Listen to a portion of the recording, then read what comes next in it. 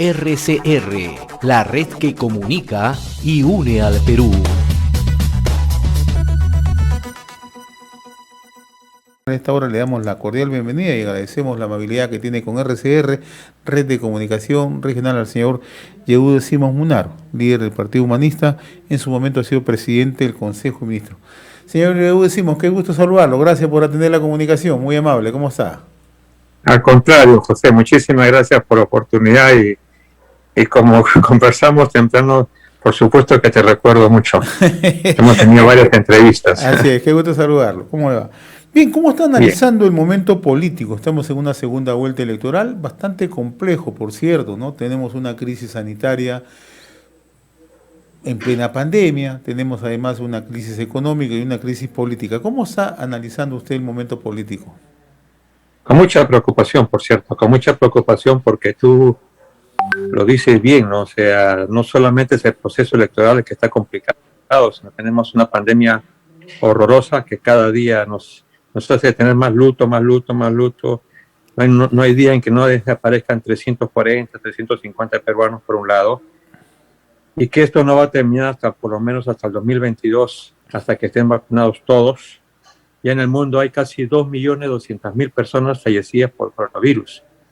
Eso en principio. Y lo segundo, si bien es cierto, hay noticias un poco optimistas con respecto a que ha subido el precio de los minerales. Esa sí es una buena noticia, que nos podría paliar en algo la crisis que tenemos, pero no deja de ser cierto que un porcentaje muy importante de peruanos que supuestamente habían salido de la pobreza ha ingresado nuevamente al rubro de la pobreza, y todo lo que es pequeña, mediana empresa están casi quebrados, que la economía está paralizada. Entonces, quien sea presidente le va a tener muy difícil, ¿no? Está asumiendo un cargo, yo diría, después de una guerra terrible, ¿no? Y nos encuentra en una situación complicada porque no tenemos el oxígeno que necesitamos, no tenemos las camas UCI que necesitamos, tenemos un problema sensible a la mayoría de ciudades del país, que es el tema de agua y saneamiento ambiental, el agua y saneamiento, ¿no es cierto? Y tenemos otro problema que es el crecimiento de la desnutrición infantil y el crecimiento de la anemia. Entonces, entenderás pues que la situación es bien complicada en un país que no está unido además, en un país donde no se llama la unidad, no se llama el debate, sino se llama a ver quién insulta más. No te digo de parte de los candidatos, sino te digo de los amigos, las personas que siguen a los candidatos. Ahora, ¿cómo ha observado usted el debate reciente en Chota, ¿no? Tanto las posiciones adoptadas por Keiko Fujimori como Pedro Castillo. Bueno, mira, yo creo que es una buena noticia, al margen de lo que puede decir después, hacer que los peruanos, los limeños, la gente que no viaja, que no conoce su patria, sepa lo que es Chota. Vea la belleza de Chota, vea la grandeza de su gente. Si bien es cierto, habían personas que silbaban o gritaban, no eran todas, era un número minúsculo, y creo que el comportamiento de ambos candidatos, a pesar de haber las pullas que normalmente existen en las campañas electorales, y no hay que ver qué pasaba en las campañas anteriores, sin embargo se estuvo a la altura con dos moderadores que me parece que fueron excelentes. O sea, creo que ha sido un triunfo del Perú descentralizado, un triunfo de los provincianos, un ejemplo del pueblo de Chota, y en medio de todo cumplieron ambos candidatos. Llegaron, me parece muy mal que la señora Keiko Fujimori haya llegado tarde, porque eso no debió producirse, ¿no? Y algunas palabras que a veces se dicen de manera errada, pero en términos de calificación de 1 a 10, yo diría que el comportamiento de Chota, el hecho de haberse hecho un debate en una ciudad que muy pocos conocen, y el haber debatido tiene un puntaje importante. Las promesas y las propuestas creo que todavía no aterrizan. Creo que no, o es que no están conociendo la situación económica del país, o no conocen cómo se maneja el Estado, ¿O es que se intenta decir cosas que quisieran con el corazón, que quisieran con voluntad, pero que va a ser muy difícil y complicadas cumplirlas si es que no se aterriza en cosas concretas y en función de la economía que tenga el país? Ahora, ayer se ha conocido el apoyo de un conjunto de colectividades políticas, ¿no? Por un lado, el apoyo a la candidatura de Keiko Fujimori de Fuerza Popular, y también ya se están conociendo el apoyo hacia Pedro Castillo de Perú Libre, ¿no? Ayer, por ejemplo, Alianza para el Progreso, Victoria Nacional, el PPC, el propio Hernando de Soto han expresado que van a apoyar a Keiko Fujimori, y hoy se ha conocido que el partido Juntos por el Perú, ¿no?, que llevó como candidata a Verónica Mendoza, ¿no?, este frente político está respaldando la candidatura de Pedro Castillo, ¿no? En este último caso, ¿cómo está analizando? Ustedes formaron parte de este frente. Bueno, nosotros como partido humanista, porque tenemos alguna dificultad con Juntos por el Perú, desde el principio apoyamos al profesor Castillo por una razón muy importante. El tema de que para mí, para todos los peruanos y para todo el mundo saben que el tema más importante para que un país se desarrolle es justamente el tema de educación. Si no hay educación pueden haber los millones que quisiéramos, pero siempre va a haber una población esclava de los que tienen oportunidad de educarse bien. Entonces el tema de educación y el tema de salud lo estamos viviendo. Y él ha incluido dos puntos que son fundamentales, que tiene que ver con la agricultura y que tiene que ver con el proceso de descentralización, más el tema de corrupción, etc. Los apoyos a la señora Keiko Fujimori eran apoyos naturales. O sea, Hernández de Soto definitivamente es un hombre que, respetado por cierto, pero que pertenece a una derecha liberal, y era imposible que esté al lado del profesor Castillo porque los planteamientos son diferentes. Hernández de Soto no es el extremo de la derecha, pero sí tenía una presencia muy importante a nivel de organismos internacionales y juega mucho con la economía libre de mercado, a pesar de que apoya supuestamente a la pequeña y mediana empresa.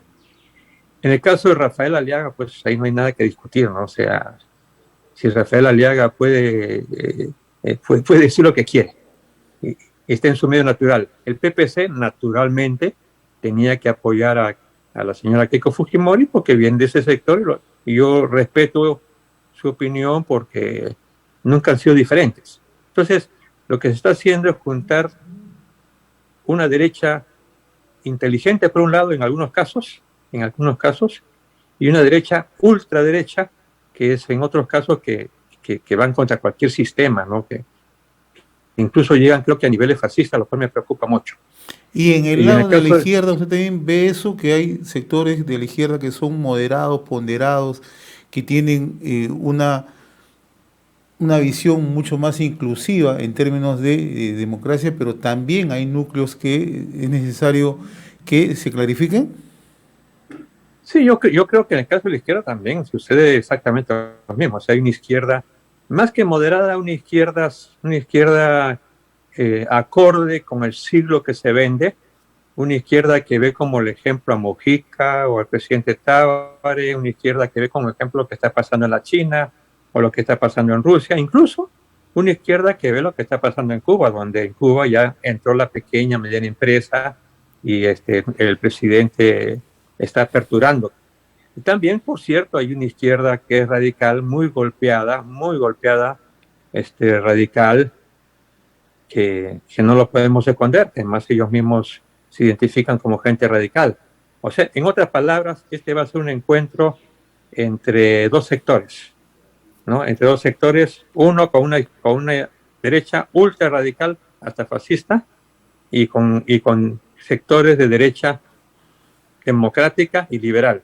Y en la izquierda, o una izquierda moderada, una izquierda que representa a Castillo, porque si bien es cierto, Castillo puede parecer radical, pero sin embargo la vida y la experiencia del día a día de Castillo es la demostración de un ciudadano peruano común y corriente que lo que quiere es justicia para su país, igualdad para su país.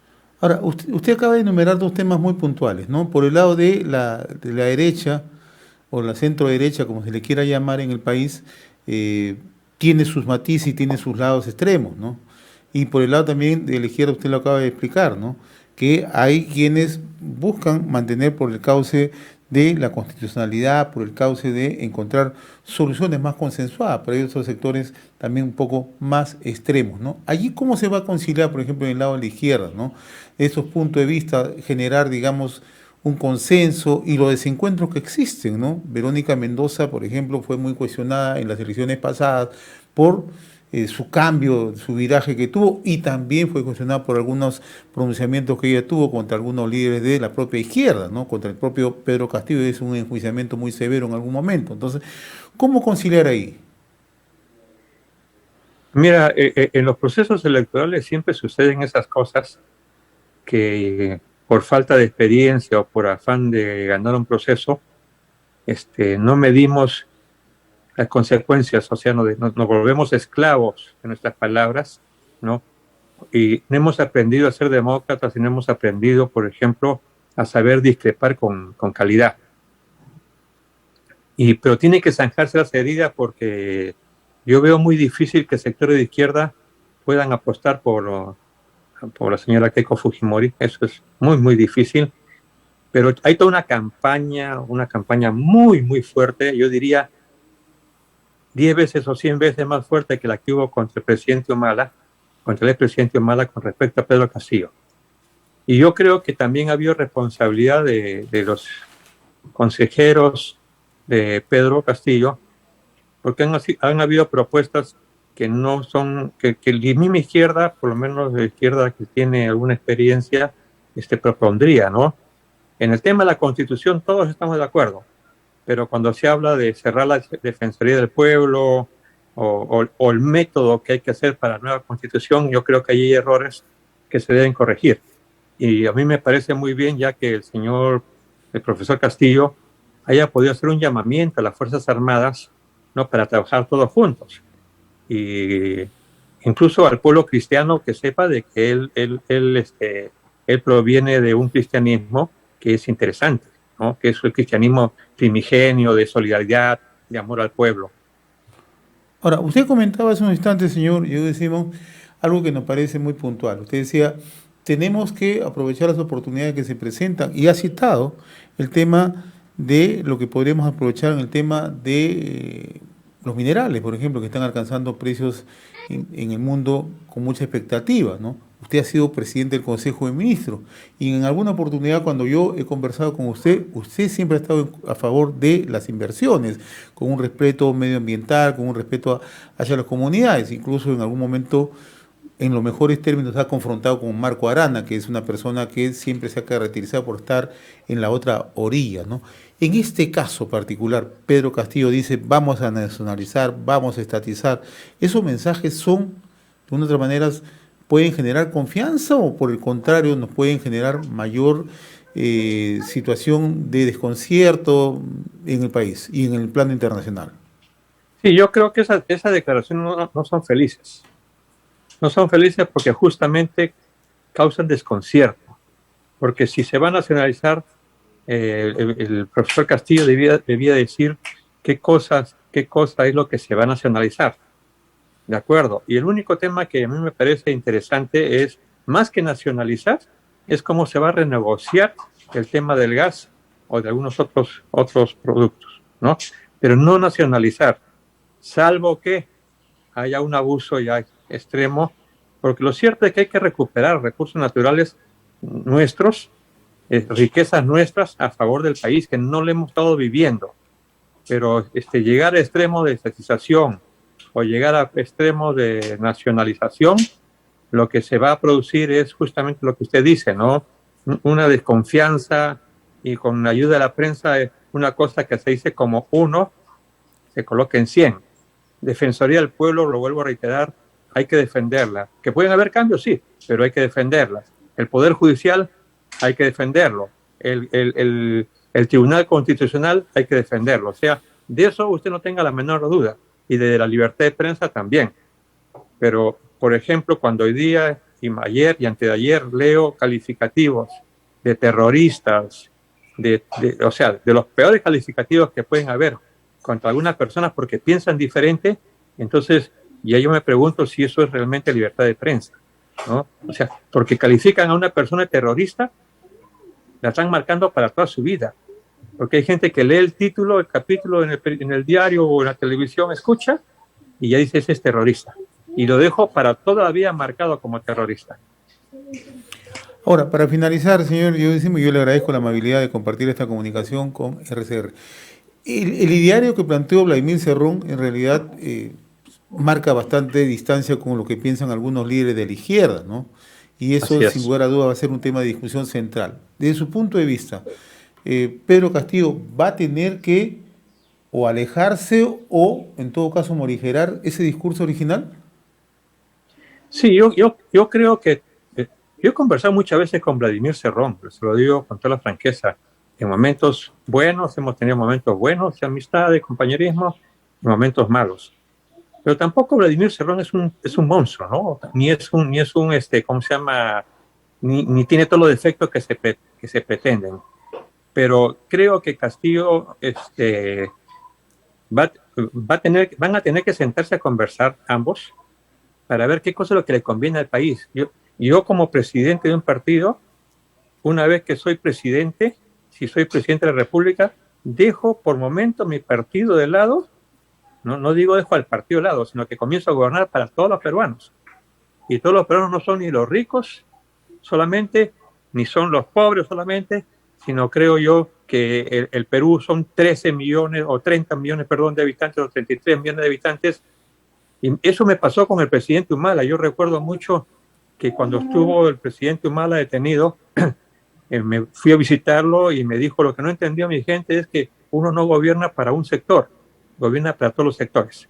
Y eso yo soy seguro, si el profesor Pedro es elegido, sabe que tiene que conversar con todos, necesita el capital. Yo como primer ministro, un hombre de izquierda, que ha estado 9 años en prisión, que ha sido duro, cuando he tenido la posibilidad de ejercer varios cargos, soy consciente que si no hay inversión privada, nacional o extranjera, no vamos a ser exitosos. Y yo creo que Castillo también lo tiene que entender. Muy bien.